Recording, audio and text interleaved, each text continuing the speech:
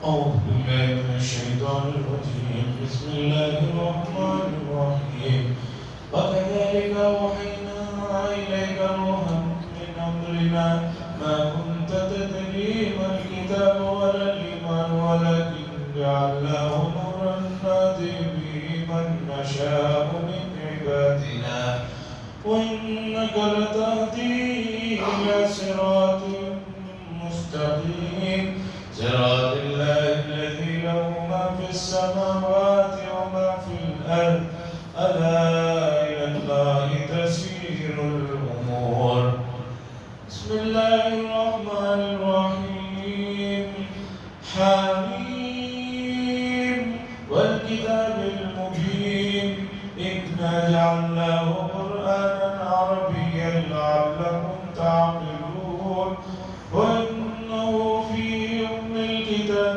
لدينا لعلي حكيم أفنضرب عنكم الذكر صفحا أن كنتم قوما مسرفين وكم أرسلنا من نبي في الأولين وما يأتيهم من نبي إلا كانوا به يستهزئون فأهلكنا أشد منهم بطشا ومضى مثل الأولين ولئن سألتهم من خلق السماوات والأرض ليقولن خلقهن العزيز العليم الذي جعل لكم الأرض مهدا وجعل لكم فيها سبلا لعلكم تهتدون والذي نزل من السماء ماء بقدر فأنشرنا به بلدة ميتا كذلك تخرجون. حضرات سورہ شورى کی آخری دو آیتیں بھی میں نے آپ کے سامنے پڑھی، اس کے بعد سورہ زخرف کا کچھ حصہ پڑھا۔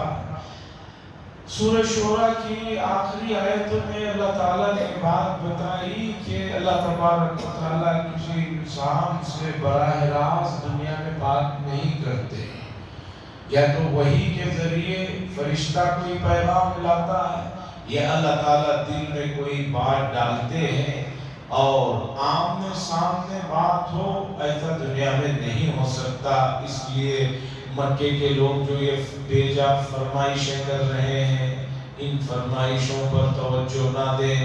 حضرت موسیٰ علیہ السلام سے جب بالکل آمنے سامنے بات نہیں ہو سکی، صرف آواز کے ذریعے سے بات ہوئی، تو یہ عام انسان جو یہ فرمائشیں کر رہے ہیں، یہ بیجا فرمائشیں ہیں، یہ صرف نہ ماننے کے لیے حجتیں کر رہے ہیں۔ ایک آدمی کو جب کوئی چیز نہیں ماننی ہوتی ہے تو اس میں سے وہ کیڑے نکالتا ہے، کچھ نہ کچھ اس طرح کی بحث و مباحثے کرتا ہے، اس لیے آپ اس پر توجہ نہ دیں۔ وَكَذَلِكَ أَوْحَيْنَا، اور ٹھیک اسی طرح ہم نے آپ کی طرف وحی کی، ہمارا روح ایک امر سے، ہمارے امر سے روح کی جو ہے وحی کی۔ روح سے مراد یہاں اسلام ہے، دین ہے، جو کہ آدمی کی زندگی کے لیے، حیات ابدی کے لیے روح کا کام کرتا ہے۔ اللہ فرماتے ہیں اس سے پہلے آپ کتاب کو بھی نہیں جانتے تھے، ایمان سے بھی بے خبر تھے، لیکن اللہ نے بنایا نور نہدی بھی، اللہ نے بنایا قرآن مجید کو روشنی، تاکہ اس کے ذریعے سے اللہ اپنے بندوں میں سے جسے چاہتے ہیں ہدایت دے دیں۔ قرآن مجید جو ہے روشنی ہے، نور ہے، ولیکن جعلناہ نورا، لیکن ہم نے بنایا اس کو نور، اس سے مراد قرآن مجید کو روشنی بنائی، جس کے ذریعے سے اللہ جسے چاہتے ہیں سیدھا راستہ دکھلاتے ہیں۔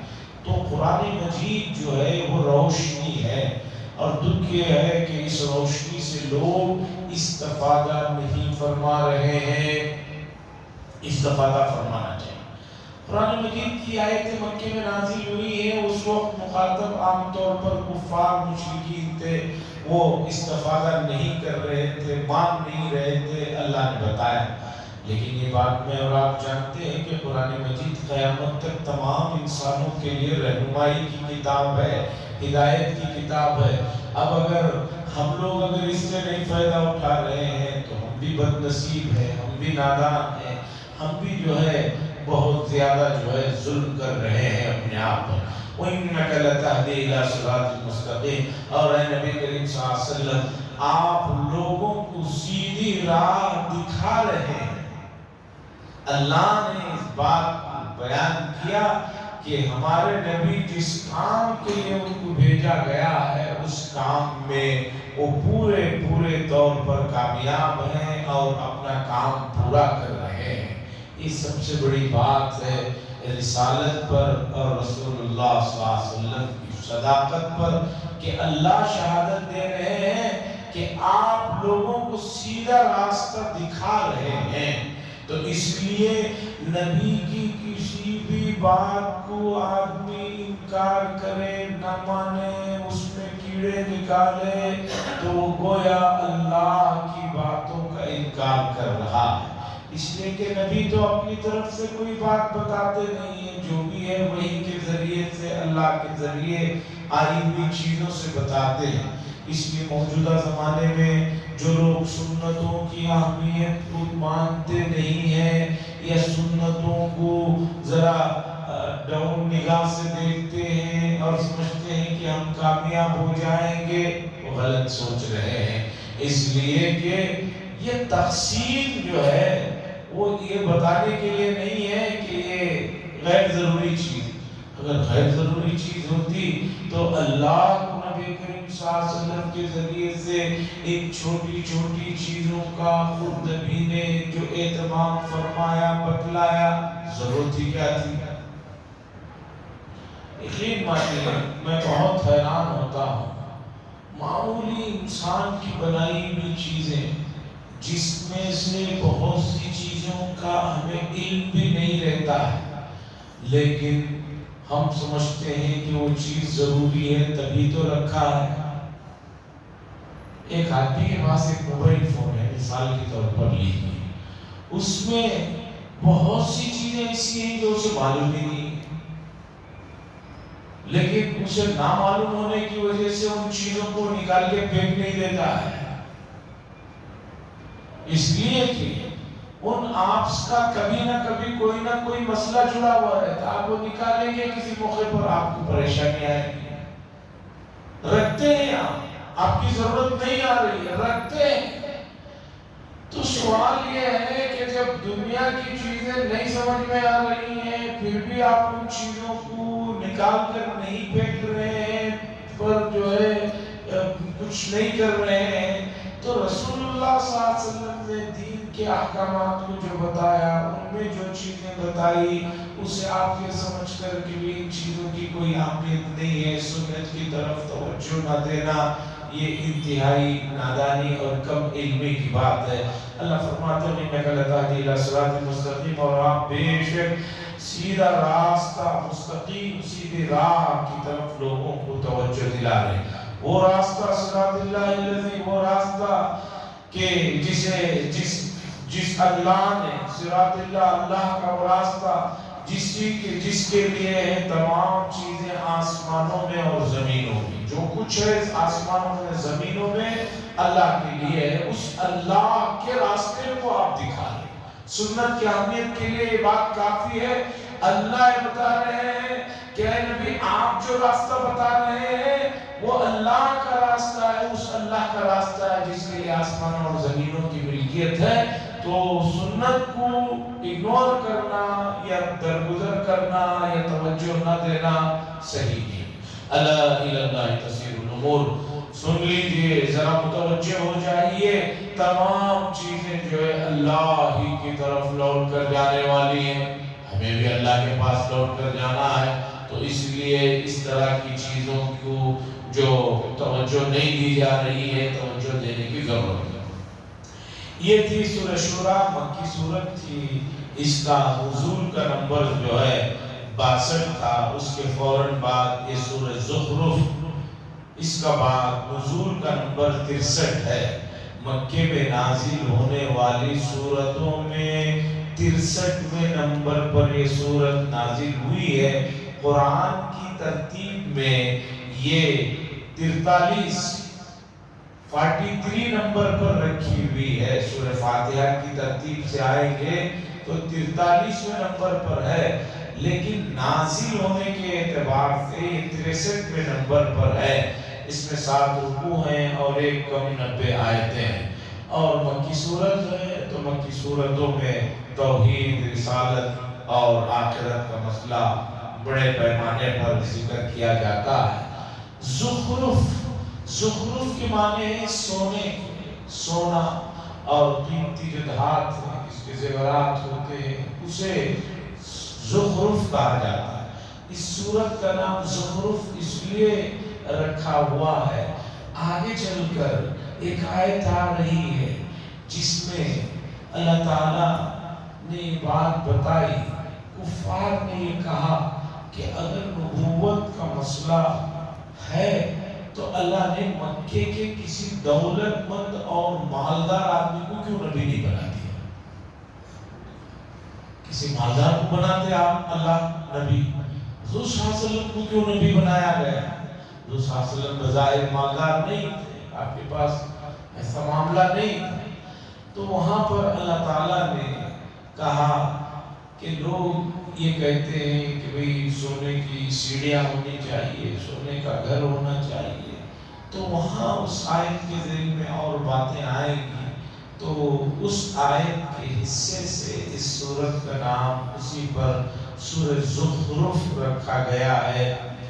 حامیم، بہت پہلے سے حامیم کی سے ہی سورتوں کی ابتدا ہو رہی ہے، آگے بھی اسی حامیم سے ہوں گی۔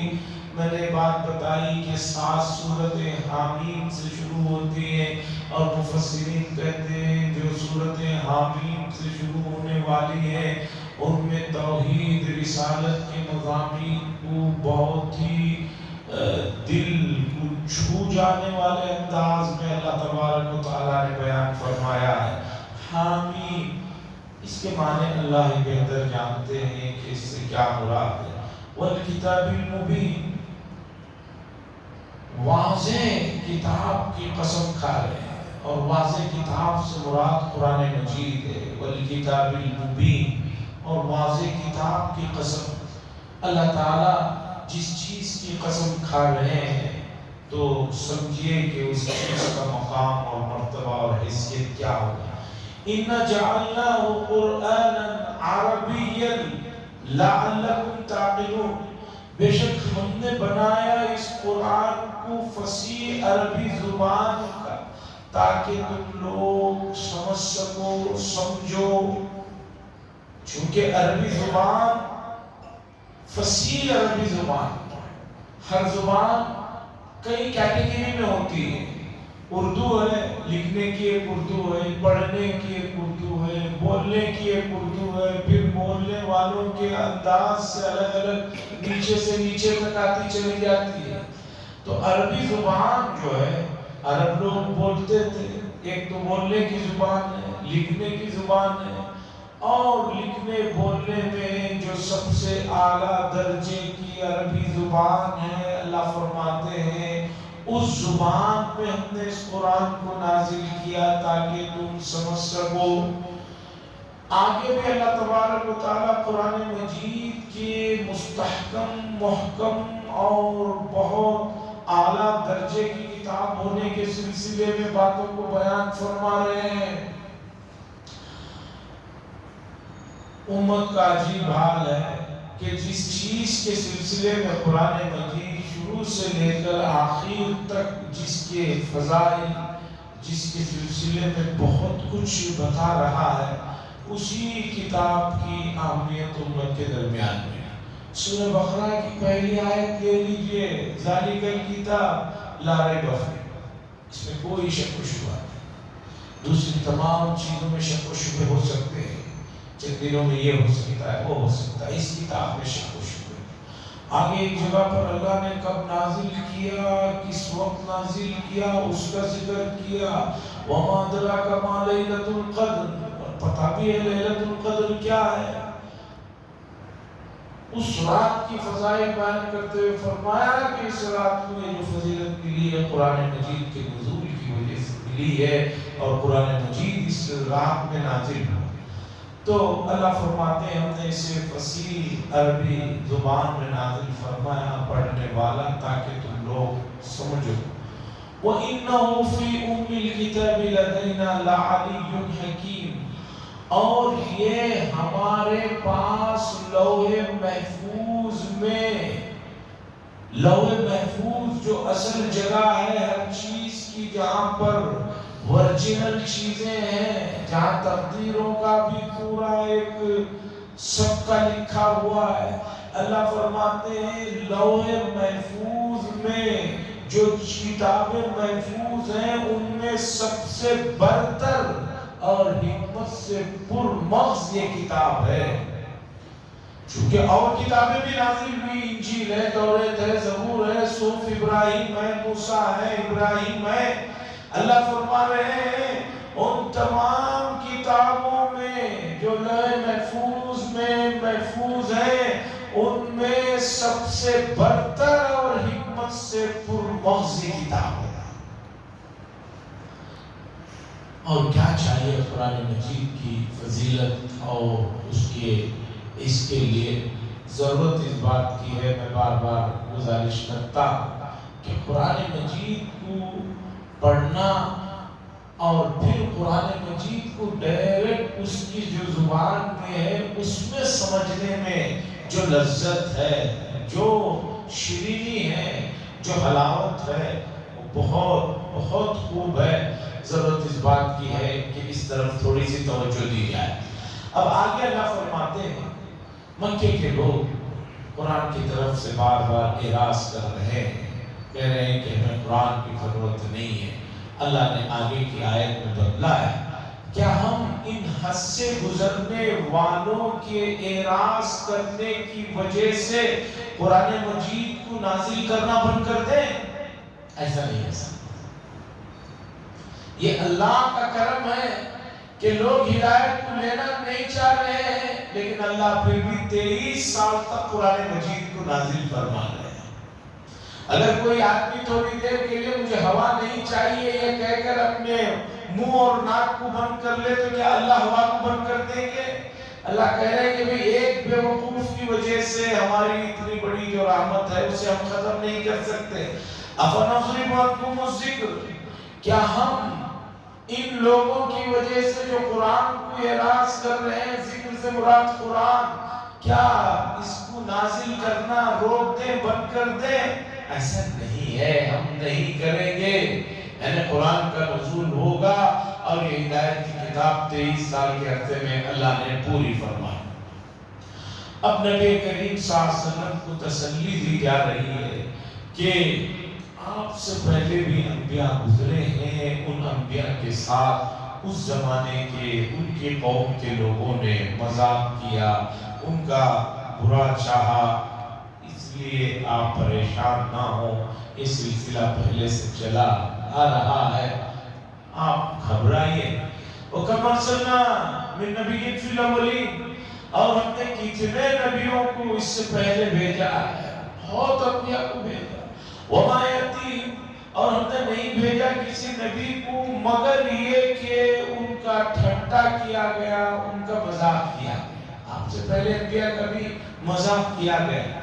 اب اللہ مکے والوں سے فرما رہے ہیں فَأَهْلَكْنَا أَشَدَّ مِنْهُمْ بَطْشًا وَمَضَىٰ مَثَلُ الْأَوَّلِينَ، کتنے لوگوں کو تمہارے سے پہلے جو تمہارے سے زیادہ زور آور تھے، طاقتور تھے، مضبوط تھے، ہم نے ان کو پکڑا اور ان کو ختم کیا اور ان کا قصہ جو ہے گزر چکا ہے. مکے کے لوگ جو تھوڑی بہت مالداری پر، تھوڑی بہت آل اولاد پر جو اترا رہے، اللہ نے فرمایا تم سے پہلے بہت مضبوط لوگ گزرے ہیں. اور ان لوگوں کو مکے والوں کو معلوم بھی تھا، اس لیے کہ ملک شام جاتے ہوئے مدین صالح سے ہو کر گزرتے تھے. وہاں پر ان کے کھنڈرا اور وہاں پر ان کی وہ چیزیں تھی، اور لوگ خط میں بھی اس زمانے کے لوگوں سے وہ بڑے ہوئے تھے. اس لیے کہ آدم علیہ السلام کا جو قد تھا حضور صلی اللہ علیہ وسلم نے فرمایا 60 ذراع 60 ہاتھ کے اتنے تھے آدم علیہ السلام. اب اگر اس ہاتھ سے مراد لے لیا جائے جو ہر لمبے آدمی کا ہاتھ اس کے حساب سے ہوتا ہے تو اور لمبا کی بڑھ جائے گی. اور حضور صلی اللہ علیہ وسلم اپنے زمانے کے حساب سے مثال دے رہے تب بھی 60 ہاتھ کا مطلب 1.5 سے 2 اڑی تو ایک آدمی کا یہاں تک ہاتھ ہوتا ہے. 60 کا مطلب ہو گیا 120 اڑی 120 فٹ ہو گئے. اب تو آدمی 4-5 پہ آ کر رکا ہوا ہے پھر بھی جو ہے سمجھ رہا ہے کہ بھئی میرے سے بڑھ کر کوئی نہیں. پھر بھی ہمارے ملک والوں کے بھی قد ٹھیک ہیں. بعض ایسے بھی ملک ہیں دنیا میں جیسے انڈونیشیا ہے فلپائن ہے دوسرے ہیں وہاں تو 5-4.5 پہ مسئلہ آ کر رک جاتا ہے اس پہ ہی آ کر رک جاتا ہے. تو اللہ فرما رہے فَأَهْلَكْنَا أَشَدَّ مِنْهُمْ بَطْشًا وَمَضَىٰ مَثَلُ الْأَوَّلِينَ. کتنے لوگ ہیں جن کو ہم نے ہلاک کیا وہ زور آور تھے ان سے بھی زیادہ طاقتور تھے اور ان کا قصہ گزر چکا. وَلَئِنْ سَأَلْتَهُمْ اور اگر آپ ان سے پوچھئے مَنْ خَلَقَ السَّمَاوَاتِ وَالْأَرْضِ کس نے پیدا کیا آسمانوں کو اور زمینوں کو تو یہ ضرور بھی ضرور کہیں گے اس خالق نے پیدا کیا جس کا اقتدار بھی کامل و مکمل ہے اور جس کا علم بھی کامل و مکمل ہے.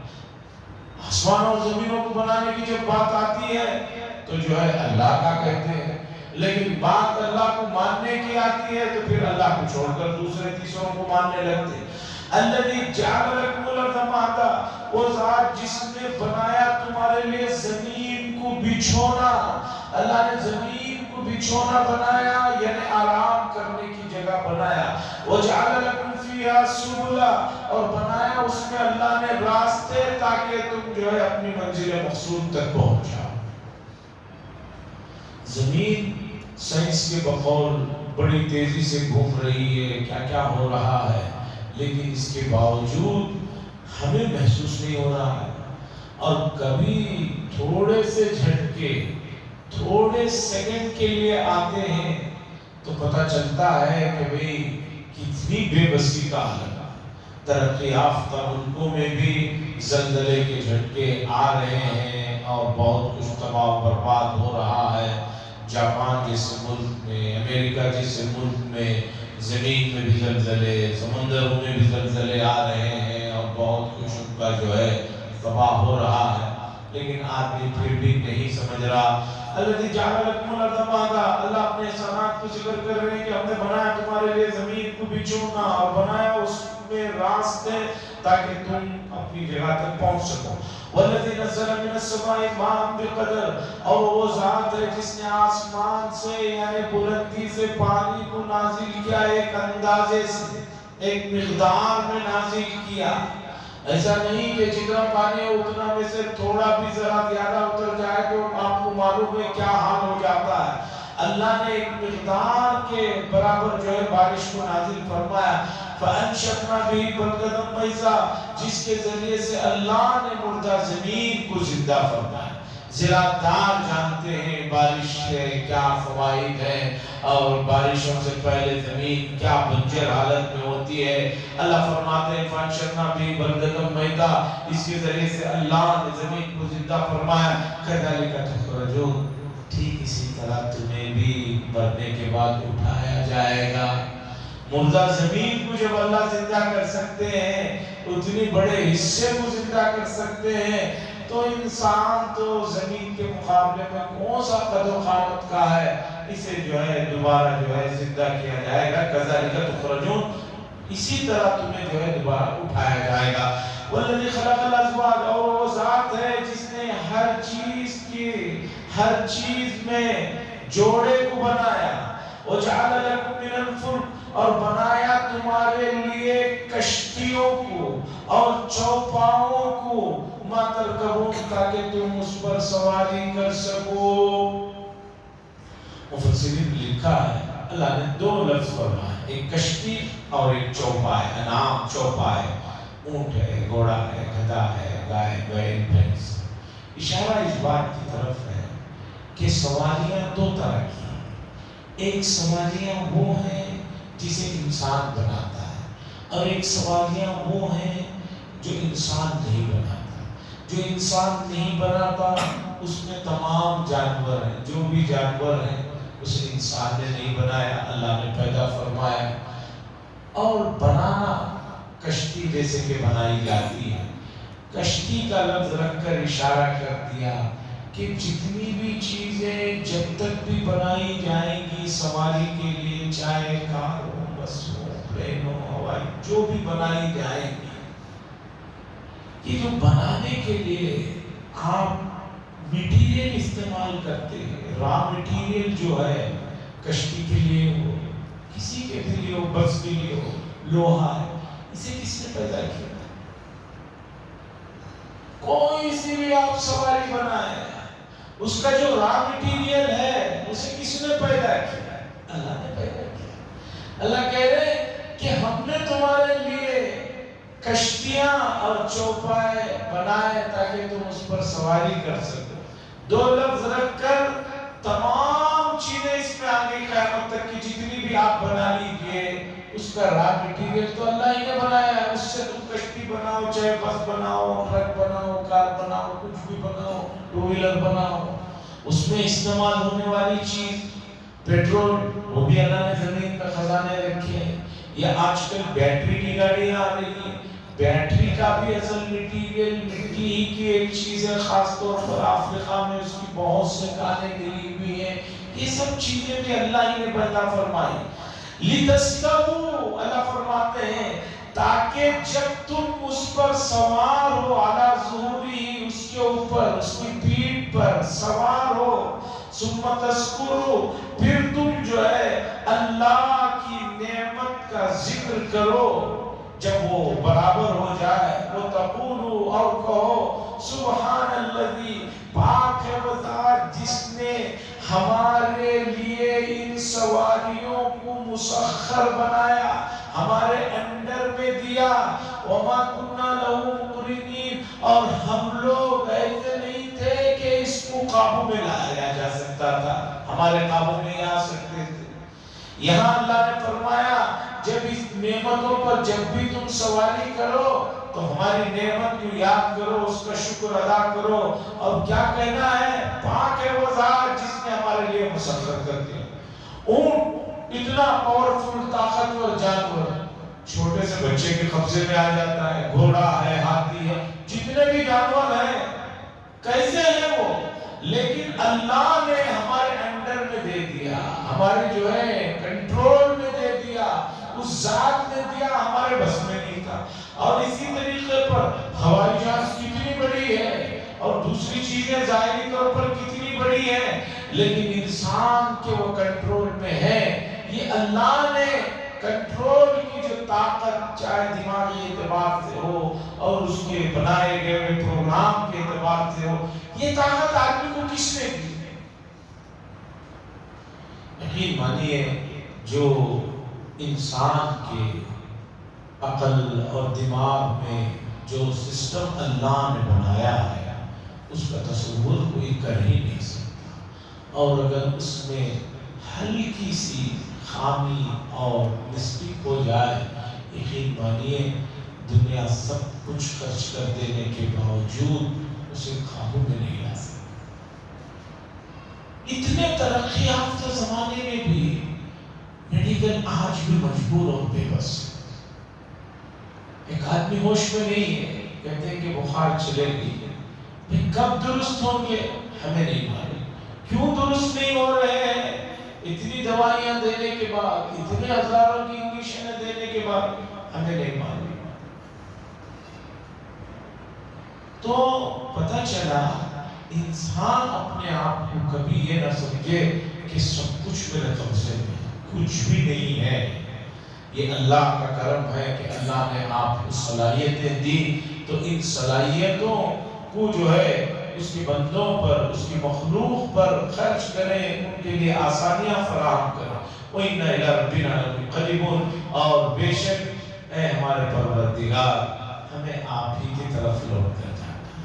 جتنے بھی سفر کر لے آدمی، صبح کتنا بھی نکلے، رات کو گھر آتا ہے، اسی طرح آپ اوپر سے آئے ہیں، اللہ کے پاس سے آئے ہیں، کتنے بھی سال گزار لے لوٹ کر وہی جانا ہے۔ آدمی مہینے کے لیے نکلا ہے سفر میں، 10 ملکوں کو پھر رہا ہے، 20 ملکوں کو پھر رہا ہے، 25 ملکوں کو پھر رہا ہے، 25 محلوں میں پھر رہا ہے، شام ہوتے ہی کیا ہوتا ہے؟ اسے واپس گھر کو آنا ہے۔ تو ٹھیک اسی طرح ہمارا جو اصل گھر ہے وہاں لوٹنا ہے۔ اس چیز کی طرف بھی اشارہ اللہ نے کیا کہ دعا پڑھتے ہوئے اپنے آخرت کے سفر کو بھی یاد رکھا۔ یہ سواری میں بیٹھ کر پڑھنے کے وقت کی دعاؤں میں سے یہ دعا ہے، سبحان الذی سخر لنا ھذا وما كنا له مقرنین وانا الى ربنا لمنقلبون۔ یہ رسول اللہ صلی اللہ علیہ وسلم سواری پر جب بھی بیٹھتے اس دعا کو اہتمام سے پڑھتے، صحابہ کو بھی پڑھنے کا حکم دیا۔ یہ قرآن کی ایک آیت کا حصہ ہے، یہ پوری دعا نہیں ہے، دعا کا کچھ حصہ اور بھی باقی ہے۔ وہ حدیث میں اللہ کے نبی صلی اللہ علیہ وسلم نے بتایا کہ اس کے بعد یہ بھی پڑھو، اور وہ کیا ہے، اور اس کے اندر کتنے اللہ کے نبی صلی اللہ علیہ وسلم نے معنیوں سے بھرے ہوئے کلمات کو سکھایا ہے۔ انشاءاللہ اگلی مجلس میں رکھا جائے گا۔ وآخر دعوانا الحمدللہ رب العالمین۔ لگ الحمد للہ شکریہ اللہ، اللہم صلی علی سیدنا شفیعنا نبینا حبیبنا مولانا محمد بارک وسلم۔ اللہم انت السلام منک السلام تبارک ذا الجلال والاکرام۔ ربنا آتنا فی الدنیا حسنہ وفی الآخرۃ حسنہ وقنا عذاب النار۔ صلی اللہ تعالی وسلم علی خیر نبی محمد وعلی آلہ وصحبہ اجمعین۔ الحمدللہ۔